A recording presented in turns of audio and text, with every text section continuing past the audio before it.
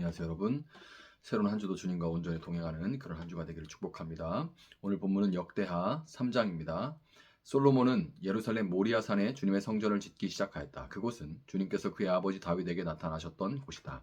본래는 여부스 사람 오르난의 타작마당으로 쓰던 곳인데 다윗이 그곳을 성전터로 잡아놓았다. 성전을 짓기 시작한 때는 솔로몬이 왕위에 오른 지 4년째 되는 해 둘째 달 초 이틀이었다. 솔로몬이 짓는 하나님의 성전의 규모는 다음과 같다. 옛날에 쓰던 자로 성전의 길이가 60자, 너비가 20자이다. 성전 앞 현관은 길이가 성전의 너비와 같이 20자이고 높이는 120자인데 현관 안벽은 순금으로 입혔다.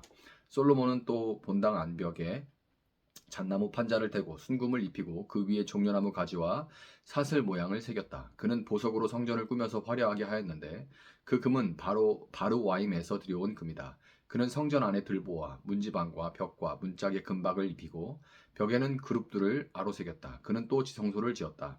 그 길이는 성전의 너비와 같이 20자이고 너비도 20자이다. 600달란트의 순금 금박을 내부에 입혔다. 못의 무게만 하여도 금 50세겔이 나갔다. 다락에 있는 방들도 금으로 입혔다. 그는 지성소 안에 두 개의 그룹 형상을 만들어 놓고 금으로 입혔다. 두 그룹이 날개를 편 길이를 서로 연결시키면 20자이다. 첫째 그룹의 한쪽 날개 길이는 5자인데 그 끝이 성전 벽에 닿았고 다른 쪽 날개 역시 그 길이가 5자인데 그것은 다른 그룹의 날개에 닿았다. 둘째 그룹의 한쪽 날개 길이 역시 5자인데 그 끝이 성전 벽에 닿고 다른 쪽 날개 역시 그 길이가 5자인데 그것은 첫 번째 그룹의 날개에 닿았다. 이 그룹들이 날개를 편 길이를 서로 연결시키면 20자이다. 그룹들은 성전 본관 쪽을 바라보고 서 있었다. 그는 또 청색 실과 자주색 실과 홍색 실과 가는 배로 휘장을 짜고 그 위에 그룹들의 모양을 수놓았다.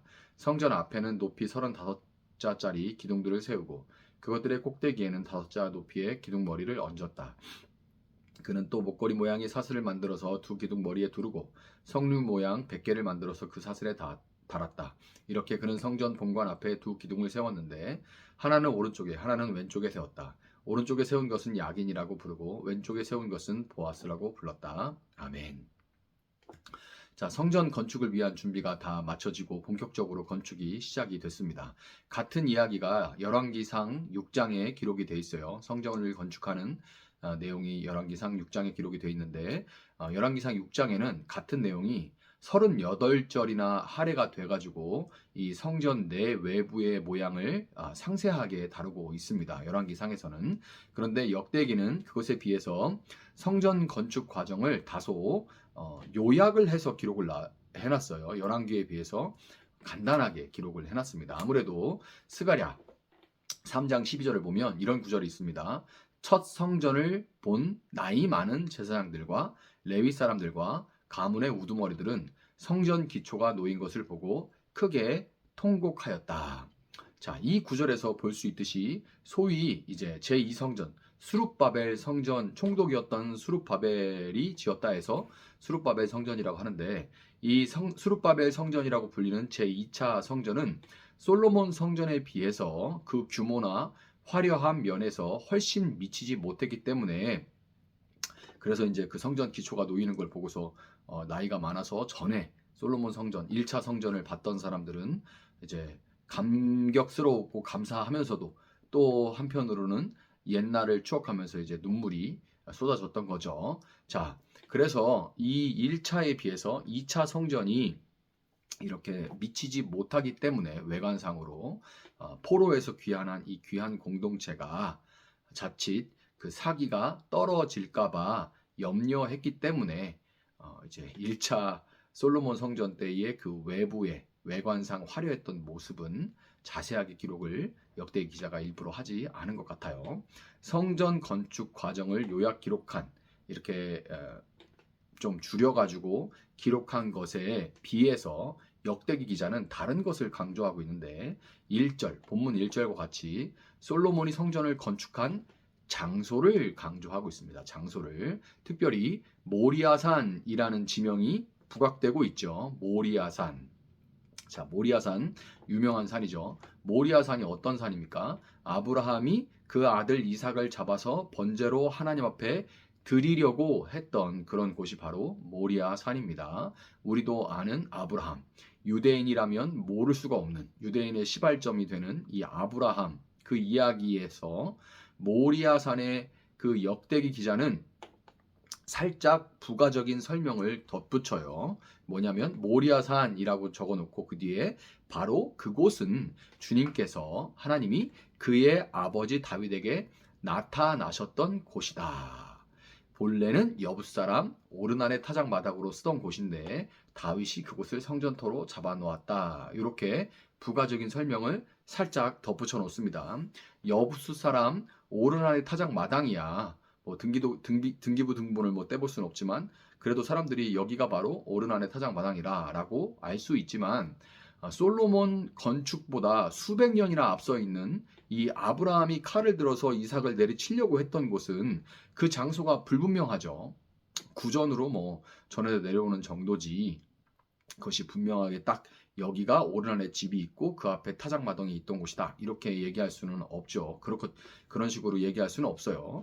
분명하게 어디다라고 말할 수 없음에도 불구하고 굳이 이 두 장소를 긴밀하게 연결한 것은 성령의 감동을 받은 이 역대기 기자가 성전의 기능에 대해서 강조하고자 하는 외관의 어떤 모양 그런 것보다 성전의 기능을 더 강조하고자 하는 그런 의도가 있었기 때문에 그랬던 겁니다. 여부스 사람 오르난 타작마당은 다윗이 인구조사라는 범죄를 저지른 후 그로 인해서 심판 아래 고통하는 이스라엘을 위해서 제물을 드리면서 하나님 앞에 속죄 제사를 드렸던 곳이 바로 오르난의 타작마당이죠. 다윗의 제사를 받으신 하나님이 심판의 손을 거두심으로 인해서 이스라엘은 심판을 면하고 다시금 하나님과 화평을 누리게 될 수가 있었습니다. 한편 우리는 모리아산에 있었던 일들에 대해서는 어느 정도 알고 있지만 애초에 왜 하나님이 아브라함에게 이삭을 바치라고 하셨는가에 대해서 그 이유에 대해서는 깊이 생각하지 않는 경향이 있어요. 대개 하나님은 뭐라고 생각합니까? 대개 하나님은 그냥 하나님보다 더 사랑하는 것을 견디지 못하시기 때문에 그건 다 우상숭배다. 그래서 100세에 낳은 아들 이삭을 하나님보다 더 사랑했던 아브라함으로부터 이삭을 데려가려고 하셨다 정도로 이렇게 생각하고 넘어갑니다. 그래서 이제 그런 경우에 부작용이 뭐가 있죠? 이렇게 알고 있을 때 부작용이 세상에 참 이제 두려움이 오게 되는데 내가 연애를 했는데 이제 여자친구나 남자친구를 너무너무 애인을 너무너무 사랑해요. 그러면 하나님이 이 애인을 가져가지 않으실까? 내가 자녀를 낳았어요. 자녀가 너무너무 예뻐요. 그래가지고 이전에는 생각지도 못할 만큼 이제 애기 낳고 나서는 거의 뭐 삶이 전체가 애한테 이렇게 매달릴 수밖에 없죠. 이뻐서 매달리는 것도 있고 애가 뭐 울어서 기저귀 가려라 뭐 이렇게 하니까 매달릴 수밖에 없는 것도 있고 예전에 뭐 묵상하고 했던 것들 다 못하고 경건 시간 충분히 가졌던 것들 갖지 못하고 뭐 이럴 수 있잖아요. 그러니까 이러면 하나님께서 이것을 아프게 하거나 하나님께서 데려가시거나 달라고 하시거나 뭐 이러면 어떡하지 하는 이런 두려움이 있고 실제로 제가 그런 분들을 여러 분 뵀습니다. 이거는 전형적인 하나님에 대한 오해입니다. 정말 오해예요.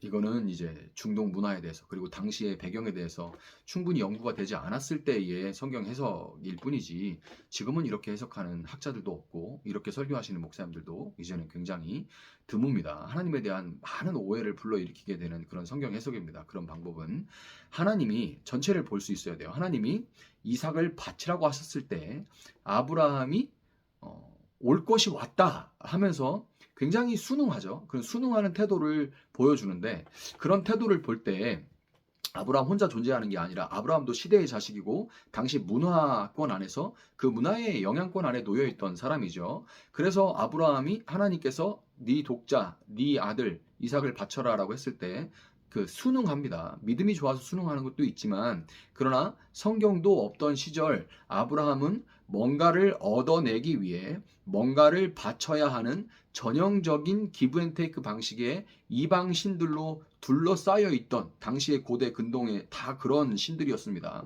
그런 이방 신들에게 둘러싸인 세상에서 아무런 이유도 없이 모든 것을 베풀어 주시고 그를 지켜주시고 그를 먼저 찾아주시고 그를 지켜주시고 모든 것들을 베풀어 주시고 아무것도 요구하지 않아요. 세상에 이런 신이 어디 있습니까? 이런 신을 이해할 수 없는 그 여호와 하나님을 이해할 수 없어서 아브라함은 한편으로는 감사하면서도 언제고 하나님은 무언가를 요구하시겠지, 무언가를 뺏어가실 것이다 라고 그렇게 마음 한켠으로는 여기고 있었던 거예요. 이런 마음을 적절한 비유일지 모르지만 이런 거죠. 마치 맞아야 되는데, 이거 맞을 때 됐는데, 그런데 안 때리는 그런 부모님 때문에 뭔가 찝찝하고 불안한 그런 자식, 그런 자식의 마음이라고 해야 될까요?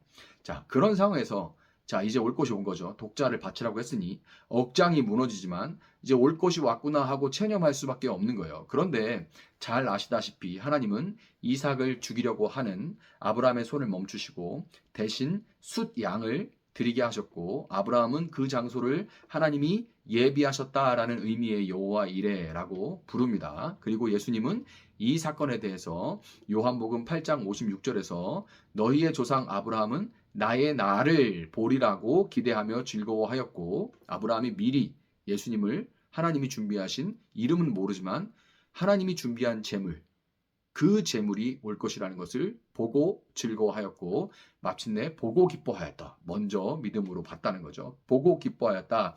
이렇게 예수님이 언급하십니다. 아브라함은 이때 하나님은 이방신들과 같이 나의 구원을 위해서 뭔가를 바쳐라 하는 그런 나의 것을 요구하는 신이 아니라 나의 구원을 위해 자신의 것을 주시는 분이구나. 하나님은 나의 구원을 위해서 모든 것을 스스로 예비하시는 분이구나라는 것을 비로소 그 시대와 문화를 뛰어넘어 초월적인 그 하나님, 정말 다른 사람의 생각과 문화와 모든 것을 뛰어넘는 그 참된 하나님을 분명하게 알고 믿게 되었던 것이죠. 다윗은 자신의 잘못으로 인해서 속죄하면서 제사를 드렸지만, 다윗의 자손으로 오신 예수님은 자신의 죄가 아니라 인간의 죄를 위해서 대신해서 죽으셨습니다. 그렇기 때문에 예수님은 아브라함이 미리 보고 기뻐했던 우리의 구원을 위해 미리 준비된 재물, 곧 여호와 이레, 예수님이 바로 여호와 이레인 거예요. 그리고 우리는 성전에서 재물과 제사라는 수단을 통해 자력으로 구원을 이루는 것이 아니라 우리의 구원을 위해 모든 것을 예배하신 하나님께 예수님을 통해 감사하며 예배를 드리는 것입니다. 이방 종교들과 같이 스스로 죄를 씻기 위해 필요한 것들을 얻고 소원 성취를 하기 위해 비는 것은 결국에는 자기중심적인 스스로를 구원하는 그런 예배라면, 스스로를 예배하는 것이라면, 우리를 위해 아들의 생명을 예비하신 하나님을 진정으로 예배하는 그런 자들은 그 하나님의 주권과 구원하시는 능력을 인정하고 순종하는 진정한 예배하는 삶을 살아갈 수밖에 없어요. 아무리 많은 제사를 드리고 예배를 드려도 자기 중심, 결국 자기를 예배하는 그런 사람들과 다르게 하나님의 그 은혜를 누리는 자들은 정말로 하나님을 인정하고 일상에서 하나님을 예배하는 그런 삶을 살아갈 수밖에 없습니다. 모든 곳에서 하나님을 인정하고, 성전의 이런 기능을 함축적으로 보여주는 것이 성전 입구에 세워 놓았던 두 기둥 보아스와 야긴입니다. 보아스는 그에게 능력이 있다. 내가 아니라 그분에게 구원하시는 능력이 있다. 그분이 우리의 모든 것들을 주관하신다. 그에게 능력이 있다. 그리고 야긴은 그가 세우신다. 그가 우리의 주인 되어서 우리 삶을 세우신다. 이런 뜻으로 성전 앞에다가 보아스와 야긴을 세워놓던 거예요. 이스라엘은 성전 앞에 두 기둥을 세워놨음에도 불구하고 두 기둥에 담긴 신앙 고백을 잃어버림으로 인해서 바벨론에 의해서 성전과 기둥을 모두 잃어버리고 말았습니다. 결국 역대기 기자는 이스라엘의 회복과 부흥은 성전의 겉모습이 아니라, 그럴듯하게 눈에 보여지는 어떤 그런 성전이 건물이 아니라 성전의 참 기능에 대해서, 진짜 기능이 무엇인가, 그 기능에 대해서 얼마나 신실한 태도를 회복하느냐, 이것이 이스라엘의 회복과 부흥을 결정짓는다는 것을 말하고 싶었던 겁니다. 자, 오늘 예수님을 마음에 모신 성전으로서 여러분은 성전의 참된 기능을 바르게 수행하고 계십니까? 오늘 새벽 날개라는 작은 예배가 두 기둥 같은 참된 그런 신앙 고백이요 참된 예배가 되어서 여러분의 삶의 진정한 회복과 부흥으로 이어져 나가기를 예수님의 이름으로 축복합니다. 잠시 기도하겠습니다. 사랑하시는 주님 감사합니다. 하나님께 우리의 모든 것들이 달려있고 또 하나님이 우리의 삶을 세우시는 줄 믿습니다. 그렇게 고백하면서도 주님, 우리는 삶 가운데 하나님을 잃어버리고 우리 스스로 우리를 예배하는 그런 삶을 살아갈 때가 참으로 많습니다. 주님, 그러함에도 불구하고 오늘 다시금 우리 주님 앞에 우리의 믿음을 온전히 고백하고 삶의 예배로 하나님 앞에 나아갈 수 있도록 주님 도와주시고 그 삶의 모든 순간순간, 결정의 순간, 들어오고 나가는 모든 순간이 예배가 되어질 수 있도록 오늘 이 경건의 시간에 잠시 하나님 앞에 말씀을 듣고 집중하여 그 말씀 붙들고 기도할 때 주께서 그들의 마음 가운데 온전히 기둥되어 주시기를 원합니다. 그렇게 행하실 주님을 찬양하며 감사하며 예수님의 이름으로 기도합니다. 아멘. 오늘 주신 말씀 붙들고 계속해서 기도합니다.